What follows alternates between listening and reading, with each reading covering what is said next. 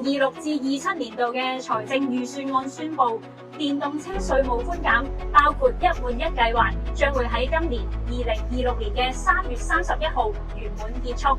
現行電動私家車為新登記嘅車主咧，可以提供最高172500蚊嘅稅務寬減。換言之，由今日開始，一定係要購買現貨先至可以享有呢個電動車一換一計劃嘅稅務寬減。而且最重要嘅係，一定要喺今年嘅3月31號之前成功去到運輸處出車。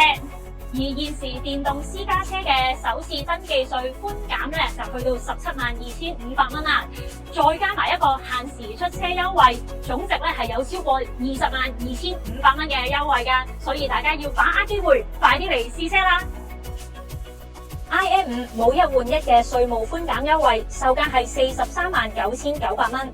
喺3月31號或之前，一換一出車售價係268800蚊，再加埋指定現貨3萬蚊限時出車優惠，售價都只係238800蚊。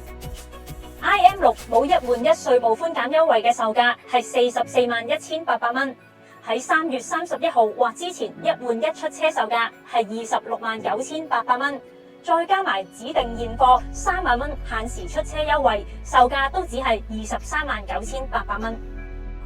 現時 IM5同 IM6咧，只係剩餘少量嘅現貨，所以大家一定要把握最後2星期嘅黃金機會去出車。我哋分別喺啟德宋皇台道90號、元朗 One Off 朗一廣場33號鋪設有 IM 自己汽車體驗館。Pop-up Store 就喺中環德輔道中141號中寶集團大廈 B3號鋪。無論你身處喺香港、九龍定係新界，都可以方便睇車。快啲嚟搵我哋嘅同事了解更多 IM 車系同埋最後一換一嘅詳情啦！咁所以一定要把握機會，如果唔係就後悔莫及啦。